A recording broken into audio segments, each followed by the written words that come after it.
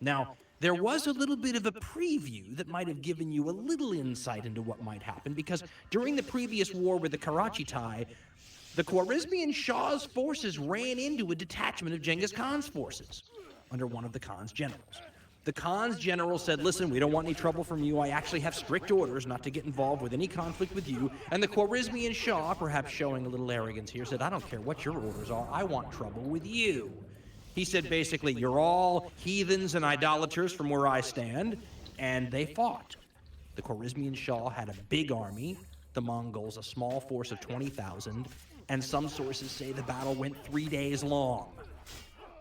Saying that the blood ran into the streets and the horses were slipping in it all, and just terrible stuff.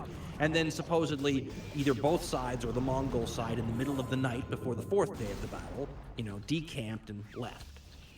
This supposedly freaked the Shah out, because if you can't beat, a small detachment of Mongols, what are you going to do when the entire, Mongol army shows up at your door?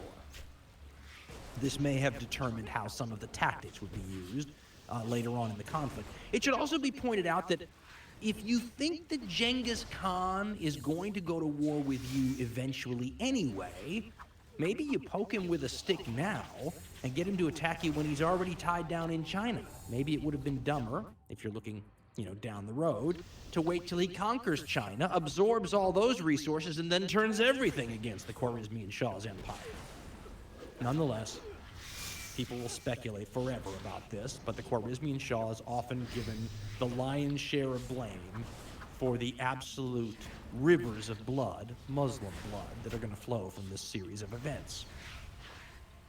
It starts with a really poor decision involving trade. Genghis Khan, supposedly, and many of these sources are from the later period where the Muslim writers are kind of always finding good reasons for Genghis Khan to do what he does, a little bit of an apologist sort of an approach. Genghis Khan supposedly sends a message to the Khwarezmian Shah saying that, that Genghis Khan is the emperor of the East, the rising sun, and he acknowledges the Khwarezmian Shah as the Sultan of the West, the setting sun. In other words, basically saying, I'm an undefeated boxer over here and champion, and you're an undefeated boxer over there and champion, and I acknowledge that we're both great. Let's trade. Trade is the benefit of the world. And he sends a caravan from, the Mongol Chinese lands across, Central Asia to the cities that are controlled by the Khwarezmian Shah. Now, understand how trade worked in this period. You had these trade routes, these, paths or roads. Don't think of Roman roads with pavement and stuff, but just these well-traveled, routes. And sometimes, you just have a few merchants and a few camels and a few wagons. But sometimes you have giant amounts of trade between states, where you'll send out a caravan with thousands of camels and wagons and thousands of merchants, stretching off in a long line, past the horizon. That's what this was. Filled with valuable silks and money and stuff. Throughout the entire ancient and medieval world, these caravans have been tempting targets for bandits and attacks of all kinds. And you read about this, over and over again. A lot of times protection is afforded to them. In this case, it seems like Genghis Khan was expecting his reputation to protect this giant caravan. After all, who would ever poke Genghis Khan with a stick, right? Now the story becomes a little convoluted because the sources differ on what happens. One thing they don't differ on is that this caravan is seized when it arrives at this destination. The stuff is taken, and the Mongol merchants are either all put to death or some of them put to death, being accused of spying and spreading propaganda, which modern historians say is not uncommon for any big caravan from this period. Nonetheless, what's not clear is whether or not this was Muhammad Shah's idea, or whether or not the governor of the city involved was acting on his own accord. But when he then checked with the Shah was cool with it. He just wanted his cut. No problem there. This is the casus belli for what's about to happen. The Khan goes berserk. He says that this is not how rulers act, that these caravans and these emissaries are protected individuals, and then he offers the Khwarezmian Shah an out. Rather nice thing for him to do when you think about Genghis Khan's character. He tells the Khwarezmian Shah, if you didn't do this, if this governor was acting, in a rogue fashion, no problem. We can be cool again. Just turn him over to me and I'll punish him. the Khwarezmian Shah in a move that Muslim writers say cost the blood of untold numbers of Muslims, responds by killing some of the emissaries delivering this message to him and cutting off the beards, a horrific insult to the others, and sending them back to Genghis Khan. Now the trash talking begins, and it reminds me to keep with our championship fight, theme of a pre-fight press conference where the insults are being hurled at each other because Genghis Khan starts it. And according to Ibn al-Hatir, Genghis Khan sends this message to the Khwarezmian Shah. Quote, "You kill my men and my merchants, and you take from them my property. Prepare for war, for I'm coming against you with a host you cannot withstand." End quote. In perfect trash-talking fashion, the Khwarezmian Shah responds with a similar message. Quote, "I am coming to you, though you were at the ends of the earth, to deliver punishment and treat you as I treated your followers." End quote. So it sounds like the showdown is set and the throwdown is imminent. And in the year 1219, the bell rings. When that bell rings, the Khwarezmian Shah is stunned by what happens. The Mongols hit him from so many different angles, he must have been caught completely off balance. As a matter of fact, it's one of the reasons it's so difficult to explain in blow-by-blow detail how this war progresses. The Mongols don't fight like ancient or medieval armies do. They fight like modern armies do. Normally, in a military history class, if you see a map showing you the progress of an ancient or medieval army, it's relatively straightforward and easy to understand. There will be an army, and it'll be in one group, and if it's very sophisticated, maybe two groups, and you'll see some arrows where those armies progress. The really sophisticated ones might come at you from two directions. Normally, it's one body of troops that gets supplied and a very long supply train, and you can see them move from point A to point B to point C. The Mongols don't operate like that. When you look at a map of a Mongol military advance, it looks like something from the Second World War. Open up your history books and look at those advances, and what you see, instead of a single arrow or maybe two arrows advancing along a line of attack, you see arrows all over the map. Look at the German advance into Russia, for example, or the Allied advance into Germany. You see, 50 different arrows in every direction, encirclements on all sides. I mean, it's so complex it makes your head spin. That's the way the Mongols advanced. Separate columns, all operating independently. At least 5 attacking the Khwarezmian Shah's empire from all different angles. This was not something a military general from that era would have been prepared for. In fact, historians believe it accounts for why the Mongols' numbers are consistently overestimated by their foes. To them, it appeared like they were attacking everywhere at once. The Khwarezmian Shah's answer to this was not to meet them in the field at all. Now, as I said, he gets a bit of a bad reputation for competence, or lack thereof. But at the time, the guy was known as a second Alexander the Great, so he might have been a little bit more formidable than we give him credit for. He knew things, though, that are often not paid enough attention to. One of the things he knew was that his giant army on paper might not be very trustworthy if you got it all into one place at one time. It may have been as large as 400,000 people, but even his own troops couldn't stand, some of his other troops. He relied on mercenaries a lot. A lot of the people in his newly won empire didn't like each other. The Mongol intelligence services once again would have informed the great Khan of the disunity of this group he was facing. The second Alexander, the Khwarezmian Shah's answer to all this, was a gamble.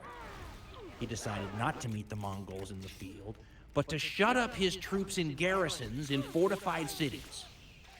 He was gambling on some mistaken evidence and assumptions, the idea that the Mongols would not be good at siege warfare. Remember, most steppe troops weren't. He felt that if he could keep his soldiers in pockets of 20, 30, 40,000 men in these large cities with walls and moats and defenses, he could wear the Mongols down, tire them out, maybe even bore them, and force them to go home eventually. What he didn't realize is that the Mongols that he was facing in 1219 were not the Mongols of 30 years before. These were the Mongols who had thousands of Chinese siege engineers captured in the wars with China fighting for them. These siege engineers were the most sophisticated in the world, and when the Mongols came to these fortified cities, they put these siege engineers to work. The war between the Mongols and the Khwarezmian Shah is a war of sieges. And the Mongols, as part of their propaganda, declare to these people before the sieges start that if they surrender before the siege begins, which is, by the way, pretty standard operating procedure for this time in history for most people, they'll be spared. If they don't, every man, woman, and child will be killed or sold into slavery or impressed into the Mongol armies, and the devastation will be total. The story of this war consists of several different Mongol columns, maybe as many as 5 to 7, going off in their own directions, besieging cities, and then massacring the inhabitants of them. The Khwarezmian Shahs, on paper, massive military numbers are wasted in siege after siege after siege. The first city to feel the Mongol wrath is the one commanded by the governor who first started this war by killing Genghis Khan's merchants in the caravan originally sent from the Khan to the Khwarezmian Shah. The city will hold out for 5 months of siege operations before capitulating. The people of the city actually surrender and are spared, but they don't know what they're in for. The troops know, the ones who are in the garrison know that they're not going to be spared. So they don't surrender. They fight to the last man in the citadel. But the problem is they're not really fighting the Mongols, because Genghis Khan doesn't want to waste any more Mongols fighting people who are behind fortifications. He takes the civilians who just surrendered and herds them like cattle up against the walls of the citadel to do his dirty work for him. This is something that the Mongols had done in China and would do throughout this war as well. This is how they keep their casualties as low as possible. They force the civilians that they've just spared to take up the casualties for them. They throw them up against their own soldiers, force them to fill in the moats with sometimes even their own bodies, to be the ones who become the shields that suck up the arrows and the stones and the missiles that are thrown from the defenders. We're told from the chroniclers that more than once the defenders are horrified to recognize people in the herd of civilians that are fighting them as people they know. It's almost a part of the Mongol psychological warfare, and it's part of what makes the Mongols sparing these civilians a little less wonderful than the revisionist historians often make it out to be. They'll say something like, well, Genghis Khan spared everyone. Yes, he spared everyone to be used as human cannon fodder.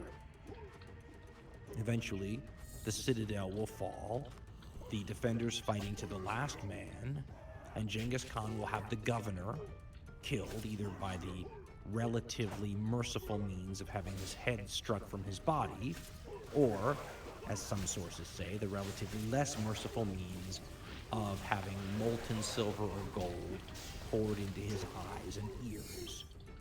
A little bit of a psychological message addressing the greed of the governor. After this city falls, it will be Bokhara's turn next. This famous Silk Road city with limited defenses will be the next place that Genghis Khan's Mongols strike. They will enter that city after it's also surrendered by the civilians, and a similar scene will play out where the civilians are used as cannon fodder to go after the troops that are locked up inside the garrison. When this happens, there will be one of those moments recorded by the historians of the time that's just one of those dramatic incidents where maybe you actually get a direct quote from the Khan, a very rare instance where you may get a feel for Genghis Khan when he arrives and all but declares himself the flail of God, as recorded by the Persian historian Giovanni, who says that the Khan rode into the center of the town after having the people of the town, of the city of Bukhara, assembled, and he tells them, quote, "O people, know that you have committed great sins, and that the great ones among you have committed these sins. If you ask me what proof I have for these words, I say it is because I am the punishment of God. If you had not committed great sins, God would not have sent a punishment like me upon you." End quote. Now, the story of what happens to Bokhara is portrayed in different lights. Some historians say he then burns Bokhara down. Other historians say it was an accident. Bokhara's a tinderbox anyway, and a fire starts and the thing burns down. The Khan supposedly spares the civilians. Then he kills the civilians, according to historians like the great Ibn al-Atir, who writes about the capture of Bokhara thusly, quote, "Having finished with the citadel, Genghis Khan proclaimed that a list of the notables and headmen should be made for him. This was done, and when it was handed to him, he ordered that they be summoned. They came, and he said, 'I want from you the bullion that the Khwarezmian Shah sold you, for it is mine. It was taken from my followers, and you have it. Anyone who had any of it,' says al-Atir, 'brought it before him. Then he ordered them to leave the city. So they left, stripped of their possessions. None of them had anything with him but the clothes he was wearing.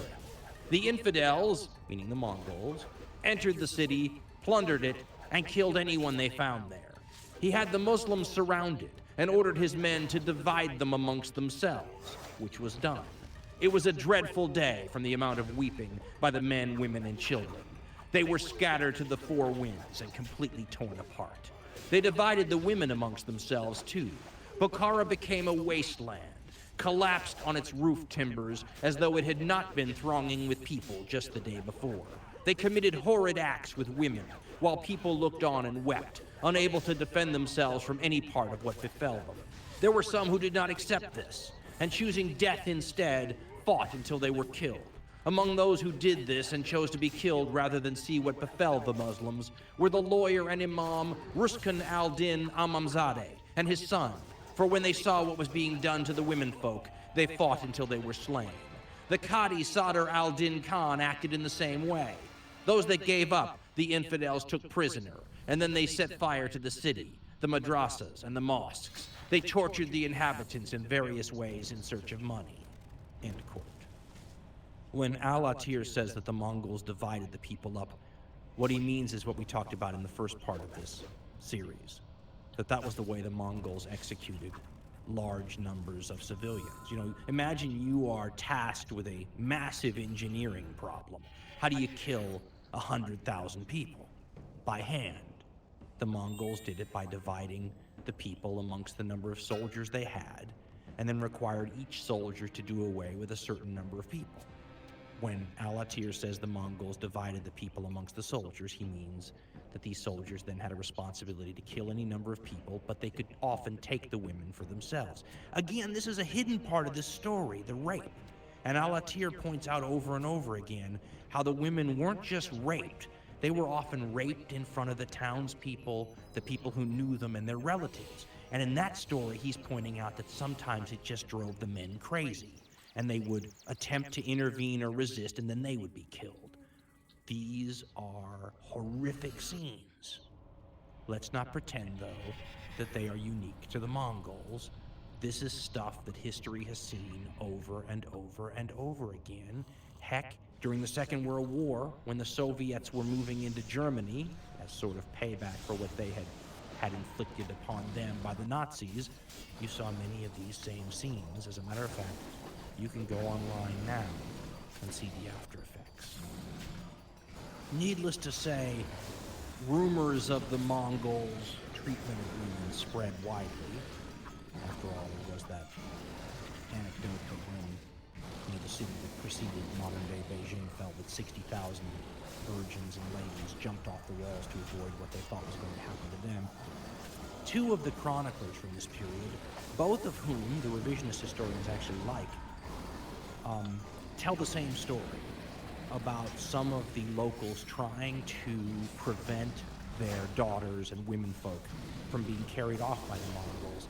They tried to marry them in advance as a way to, hopefully prevent them from being taken by the Mongols as wives. When the son of the great Khan, Ogedai was his name, he would become the great Khan eventually himself, a severe alcoholic who would die young because of his alcoholism. This was a problem that plagued many Mongols. When Ogedai heard that the townspeople were trying to sort of circumvent the chance for these Mongols to get these women as spoils, he organized a payback. Here's the way historian Paul Rechnevsky quotes these two primary source historians from the era. Quote, "There were, it is said, rumors that the girls of one clan were to be forced into marriage," meaning with the Mongols, "whereupon these girls were all immediately betrothed or married to their own kinsmen. When Ogedai heard of this, he ordered that all girls over the age of 7 should be brought together, and that wives of less than 1 year should be taken from their husbands. Of the more than 4,000 girls thus assembled, the daughters of the emirs were singled out, and those present were ordered to consummate marriage with them on the spot, an act which caused the death of 2 girls. Of the remainder, those who appeared worthy were selected for the harem. Others were distributed amongst the keepers of the leopards and wild animals, or among the palace servants, while some were sent to the brothel or the diplomatic rest house to serve travelers. The remainder could be carried off by those present, Mongol and Muslim alike. According to Rashid al-Din, the fathers, brothers, husbands, and relatives of these young girls watched this happen without having the courage or the opportunity to oppose it." End quote. That incident also demonstrates something else that several chroniclers describe about the Mongol invasions of this area. It absolutely paralyzed the locals. I mean, Al-Atir has many stories where, unbelievably, the people were so paralyzed with fear from the Mongols that they simply wouldn't fight back, even when they outnumbered them and they were armed. And he tells 3 stories where a Mongol comes and finds a crowd of, Islamic folks, but forgets his weapon and tells that crowd of people to stay right where they are, that he's going to cut their heads off as soon as he goes and gets his sword, and they stay there. And then one by one, these Mongols kill the captives, who could have run at any time or overpowered their captor at any time, but they're absolutely paralyzed.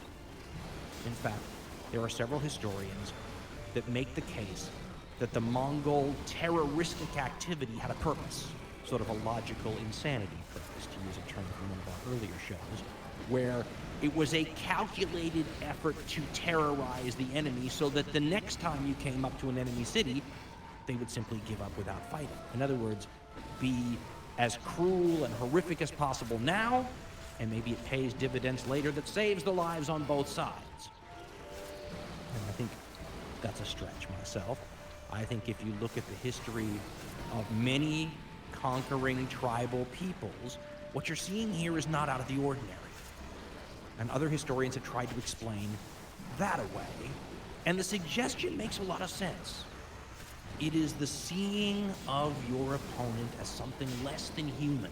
How often, are the opponents in war dehumanized? Even in modern times, go look at the Allied propaganda turning the Japanese enemy into some sort of animal and subhuman. It wasn't confined to the Nazis, who certainly did that as well as anyone.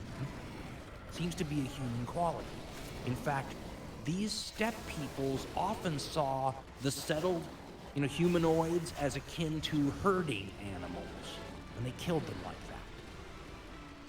This isn't a slam against the Mongols. This is a very human trait. Once you dehumanize people and put them on the level of vermin, killing them, harming them, mistreating them becomes so much easier.